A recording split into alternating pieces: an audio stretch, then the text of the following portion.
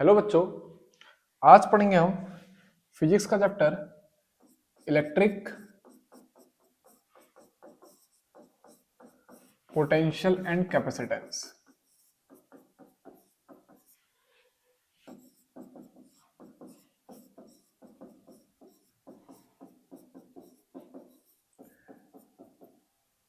ठीक है। और इसमें जो आज टॉपिक पढ़ाया जाएगा वो होगा electric potential due two point charge.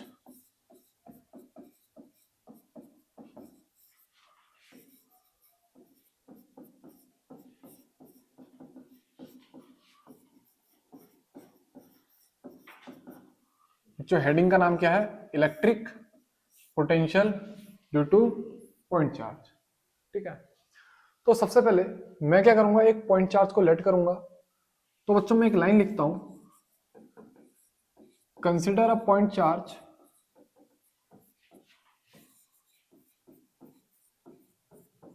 Plus Q at O. ठीक है।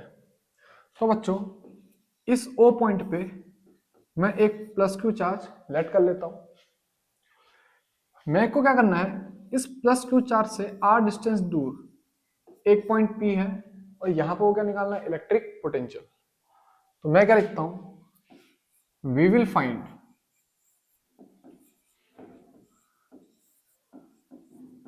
Electric potential at point capital P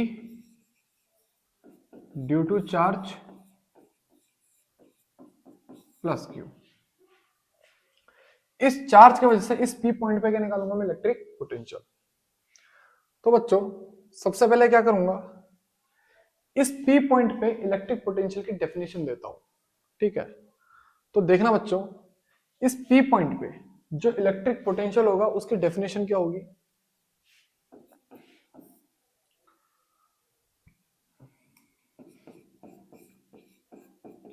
वो होगी potential at P is the amount of work done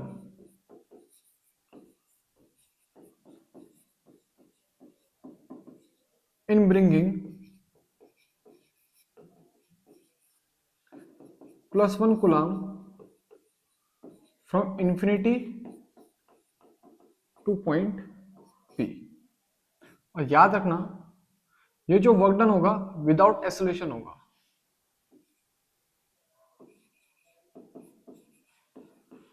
without acceleration. ठीक है। तो बच्चों इस P पॉइंट पे पोटेंशियल क्या होगा, इन्फिनिटी से +1 कूलम को इस P पॉइंट पे लाने के लिए जितना भी वर्क करना पड़ेगा वही इस P पॉइंट पे क्या होगा, पोटेंशियल। और ध्यान क्या देना है कि ये जो भी वर्क होगा वो क्या होगा, विदाउट एक्सेलरेशन। ठीक है। मेरा कहने का मतलब है हम उतना ही एक्सटर्नल फोर्स लगाएंगे जो कि इसके इलेक्ट्रोस्टैटिक फोर्स को क्या कर सके, रिपेल कर सके। मेरा कहने का मतलब है हम उतना ही फोर्स लगाएंगे जितना क्या होगा, इलेक्ट्रोस्टैटिक फोर्स होगा। इतना समझ में आया? अब बच्चों ये डेरिवेशन करने के लिए हम लेंगे किसकी मदद, इंटीग्रेशन की मदद। ठीक है। और इसको मैं स्टेप में तोड़ देता हूं। तो सबसे पहला स्टेप क्या होगा बच्चों, स्टेप फर्स्ट,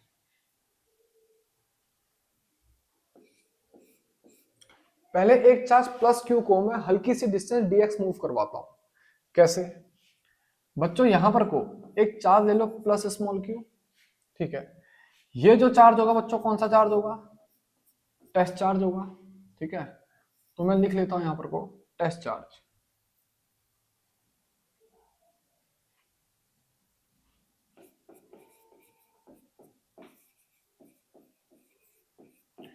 ये जो टेस्ट चार्ज है बच्चों यहां से कितनी डिस्टेंस दूर है, मान लो x डिस्टेंस दूर है। और इसको मैं बहुत छोटी सी डिस्टेंस dx क्या कराता हूं, मूव करवाता हूं। समझे? इस प्लस क्यू चार्ज को बहुत छोटी सी डिस्टेंस dx क्या करवाता हूं, मूव करवाता हूं। तो मैं लिखता हूं work work done, work done in moving plus Q charge by distance dx। समझना, ये प्लस क्यू चार्ज इस प्लस कैपिटल क्यू से कितनी डिस्टेंस दूर है, स्मॉल एक्स डिस्टेंस दूर है, और मैं इसको हल्का सा कितना मूव करवा रहा हूं, dx कहां की तरफ, प्लस कैपिटल क्यू की तरफ या फिर ओ की तरफ। तो बच्चों जो वर्क आएगा वो कितना आएगा, एफ इलेक्ट्रोस्टैटिक्स डॉट dx, यानी कि फोर्स इनटू डिस्प्लेसमेंट। अब बच्चों dx कहां को है, अंदर को, और जो इलेक्ट्रोस्टैटिक फोर्स है वो कहां को है, बाहर को, क्योंकि ये प्लस क्यू और ये प्लस क्यू आपस में क्या मार रहा होगा, रिपल्शन। तो हम क्या लिखेंगे बच्चों, F E dot D x cos 180, यानी कि फोर्स कहां को था, बाहर को, और डिस्प्लेसमेंट कहां को थी, अंदर को। इस वजह से एंगल कितना बना था, 180 डिग्री। अब क्या करेंगे बच्चों, एफ ई को ऐसे ही रहने देते हैं, dx को भी ऐसे ही रहने देते हैं, और cos 180 की वैल्यू कितनी पुट करते हैं, -1। तो बच्चों जो dw आएगा वो कितना आएगा, -fe dx। अब यहां पर को पुट करते हैं बच्चों किसकी, फोर्स की वैल्यू, और फोर्स की वैल्यू कितनी आएगी, -1/4πε0 Q Q upon R square, यानी कि डिस्टेंस का स्क्वायर। और यहाँ पे प्लस क्यू और स्मॉल क्यू के बीच में डिस्टेंस कितनी है, स्मॉल एक्स, तो यानी क्या लिखोगे, स्मॉल एक्स का स्क्वायर और पीछे से dx, यानी कि जो वर्क डन आया होगा वो कितना आएगा, -1/4πε0 Q Q upon X square dx। तो बच्चों पहला स्टेप समझे।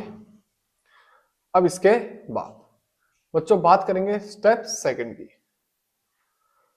सीधे सीधे अगर पोटेंशियल निकालना है किस पॉइंट पे, पॉइंट पी पे, इस इक्वेशन को क्या कर दो, इंटीग्रेट कर दो। मैं लिखता हूं नेट वर्क डन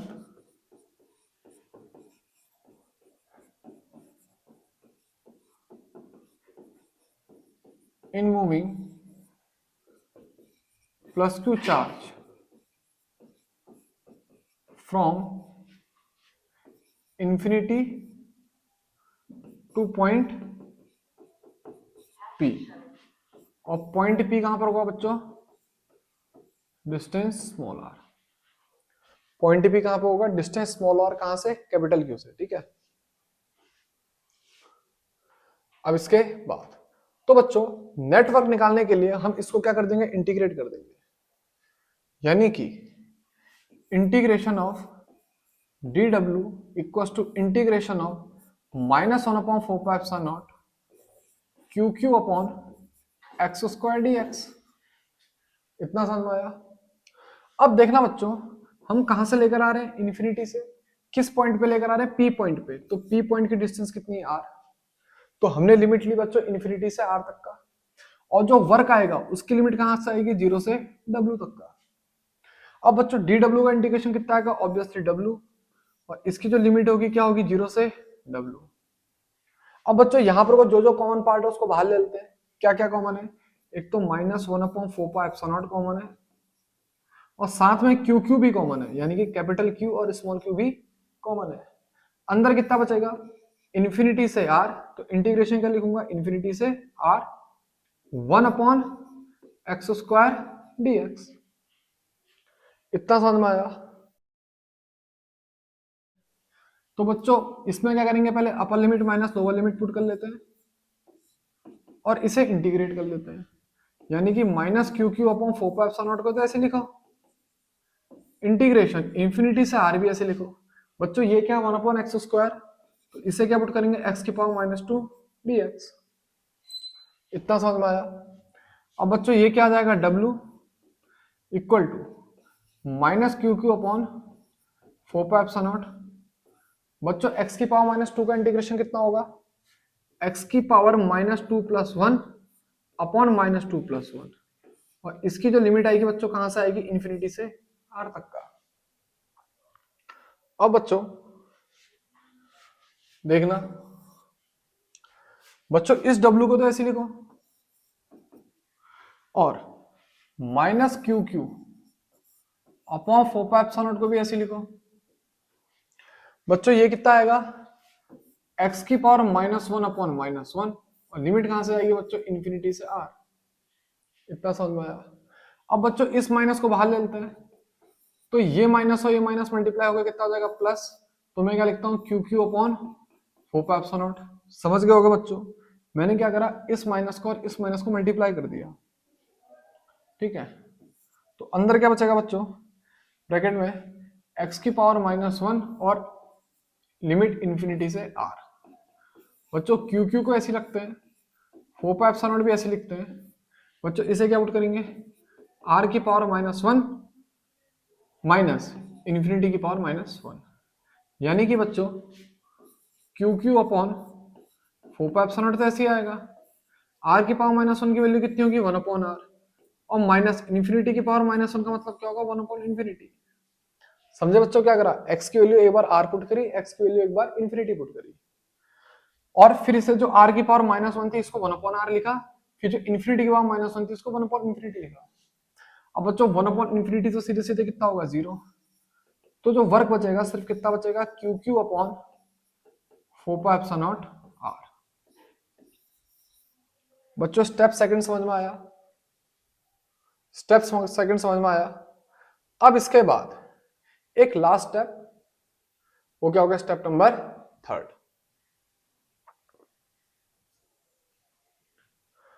अब बच्चों step 3, potential at point P. हम क्या निकाल रहे हैं, पोटेंशियल एट पॉइंट पी। समझना बच्चों, जब पी पॉइंट पर पोटेंशियल निकाला जाएगा, हमने क्या कर रखा, पोटेंशियल की डेफिनेशन क्या है, work done in bringing +1 coulomb from infinity to point P, ठीक है। लेकिन हम ये कौन सा चार्ज लेकर आए हैं, हम लेकर आए हैं क्यू चार्ज। हम कौन सा चार्ज लेकर आए हैं, क्यू चार्ज। समझना, इतना वर्क करा है क्यू चार्ज को लाने के लिए, तो एक कूलम लाने के लिए कितना वर्क करना पड़ा होगा, इस पूरे वर्क को स्मॉल क्यू से क्या कर देंगे, डिवाइड कर देंगे। बच्चों बचपन में यूनिटरी मेथड सबने पढ़ा होगा, ठीक है। तो जो पोटेंशियल एट पी आएगा वो क्या आएगा, work done upon small Q. जितना वर्क करा है जिस चार्ज को लाने के लिए, उस वर्क को उसी चार्ज से डिवाइड कर दो, उस वर्क को उसी चार्ज से डिवाइड कर दो। तो बच्चों यानी कि 1 अपॉन 4π0 क्यू क्यू बाई आर से किसको डिवाइड कर दिया जाएगा, स्मॉल क्यू को। तो यहां से बच्चों जो v की वैल्यू आएगी वो कितनी आएगी, 1 अपॉन 4π0 क्यू बाई आर। ये स्मॉल क्यू क्या हो गया, आपस में कैंसिल। बच्चों यही क्या आया, potential due two point charge. समझ में आया बच्चों, मैं 2 मिनट में जल्दी जल्दी इसको रिवाइज करा दूं, ठीक है।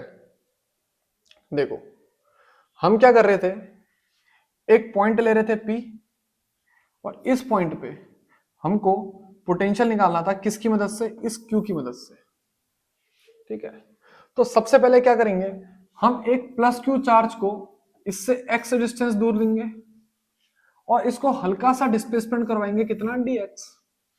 तो कितना वर्क कर रखा होगा हमने, -FE/dx। यहां पे जो माइनस साइन है वो क्यों है, क्योंकि डिस्प्लेसमेंट अंदर को थी और इलेक्ट्रोस्टैटिक फोर्स बाहर को था। इतना समझ में आया। तो बच्चों dw की वैल्यू कितनी आई, -1 अपॉन 4π0 q/x² dx। फिर हमने क्या करा, पोटेंशियल की डेफिनेशन याद करी, इन्फिनिटी से पॉइंट P पे लाने के लिए जितना वर्क करना पड़ेगा वही क्या होगा, इलेक्ट्रिक पोटेंशियल। तो हमने इस इक्वेशन को जो ऊपर मैंने अभी मार्क करी, इसको क्या कर दिया, सीधे इंटीग्रेट कर दिया, किसके अकॉर्डिंग, इन्फिनिटी से r के अकॉर्डिंग। और फिर लास्ट में पोटेंशियल निकालने के लिए मैंने क्या करा, v = w/q, पूरे वर्क को q से क्या कर दिया, डिवाइड कर दिया। अब बच्चों ध्यान रखना, जो v है वो क्या है, एक स्केलर क्वांटिटी है। बच्चों जो v है वो क्या है, एक scalar, v is scalar quantity, याद रखना। यानी कि बच्चों अगर q ग्रेटर देन 0 है, इसका मतलब जो पोटेंशियल है वो भी ग्रेटर देन 0 होगा। वहीं पर को अगर q लेस देन 0 है, यानी कि ये चार्ज अगर लेस देन 0 है तो पोटेंशियल भी क्या होगा, लेस देन 0। और दूसरी चीज, ये जो पोटेंशियल है सिर्फ और सिर्फ किस पे डिपेंड कर रहा है, सोर्स चार्ज पे, टेस्ट चार्ज पे डिपेंड नहीं कर रहा है। इतना समझ में आया। अब इसके बाद देखो बच्चों, हमको एक ग्राफ ध्यान रखना है, किस किस के बीच में, V और R के बीच में। यहां पे देखते ही पता लगता है बच्चों, V is inversely proportional to R। देखो V R के क्या इनवर्सली प्रोपोर्शनल, तो जो ग्राफ आएगा बच्चों कुछ इस तरीके से आएगा। और वहीं पर को अगर हमसे कहा जाता है कि पोटेंशियल इलेक्ट्रिक फील्ड को एक ही ग्राफ में ड्रॉ करो R के साथ, तो मैं क्या लिखता हूं, V एंड E। अब इलेक्ट्रिक फील्ड को भी अगर इसी में ड्रॉ किया जाएगा बच्चों, इलेक्ट्रिक फील्ड का ग्राफ कुछ इस तरीके से आएगा। ये जो येलो कलर है बच्चों, ये क्या है, E का, और ये जो बगल में व्हाइट कलर है, ये किसका है बच्चों, V का। इतना समझ में आया। अब ये ग्राफ में वेरिएशन क्यों आ रहा है, उसका रीजन है,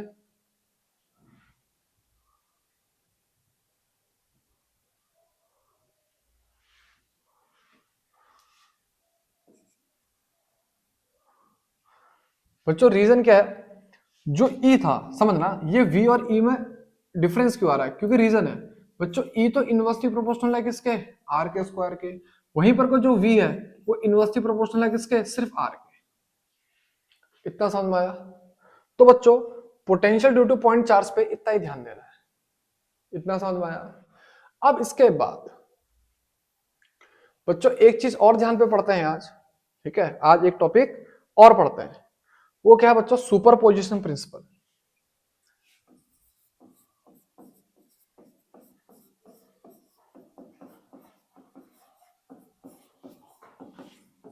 बच्चों अगला जो टॉपिक है आज वो क्या आएगा, superposition principle.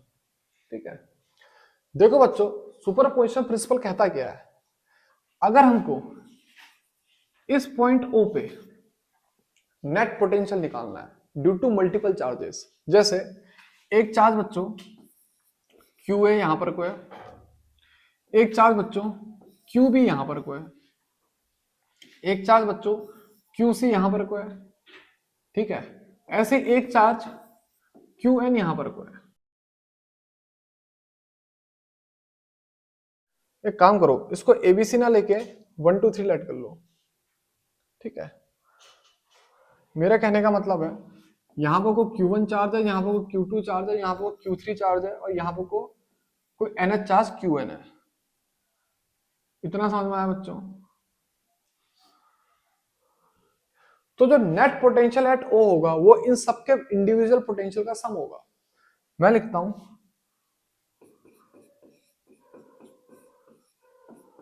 Net potential at O due to multiple charges as shown. Multiple charges Q1 Q2 Q3 ऐसे Q4 Q5, मान लो लास्ट चार्ज क्या था QN। उनके वजह से इस O पॉइंट पे जो पोटेंशियल होगा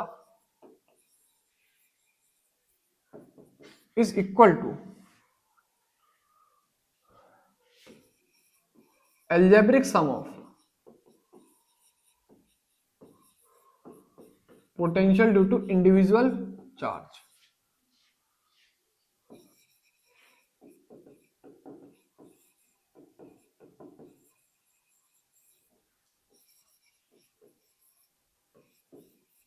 एट O, मेरा कहने का मतलब है इस Q1 ने इस O पॉइंट पे, ठीक है, मान लो कितना पोटेंशियल बना रखा है V01।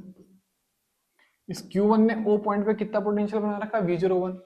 Q2 ने इस O पॉइंट पे कितना पोटेंशियल बना रखा है V02। Q3 ने इस O पॉइंट पे कितना बना रखा है V03। ऐसे सो ऑन। इस NH4 ने इस O पॉइंट पे कितना पोटेंशियल बना रखा है V0N। तो जो नेट पोटेंशियल एट O होगा वो इन सबका क्या होगा, सम। ये क्या है, V नेट एट O। अब बच्चों ये जो R01, R02 और R03 और ये जो R0n है ये क्या होगा बच्चों, distance between ON1, ON2, ON3 and ON तो जो पोटेंशियल का फॉर्मूला होगा वो सीधे सीधे क्या लगेगा, 1/4πε0 Q1/R01। बच्चों ये क्या निकला, V01। ऐसी बच्चों V02 की वैल्यू कितनी आएगी, 1/4πε0 Q2/R02। ऐसी बच्चों अगली कितनी आएगी, 1/4πε0 Q3/R03, so on. Last term क्या आएगा, 1/4πε0 Qn/R0n। ये क्या आएगा बच्चों, V net at point O। यही क्या बच्चों, सुपरपोजिशन प्रिंसिपल। वो क्या है, O पॉइंट पे जो टोटल पोटेंशियल होगा वो सबके इंडिविजुअल पोटेंशियल का क्या होगा, एल्जेब्रिक सम। एल्जेब्रिक सम का मतलब क्या है बच्चों, स्केलर सम। ठीक है, इलेक्ट्रिक फील्ड में वेक्टर सम लेते थे क्योंकि इलेक्ट्रिक फील्ड एक वेक्टर क्वांटिटी थी। यहाँ पे कोई डायरेक्शन लेने की जरूरत नहीं है, सीधे सीधे डायरेक्ट क्या कर दो, ऐड कर दो। तो बच्चों आज के लिए इतना ही।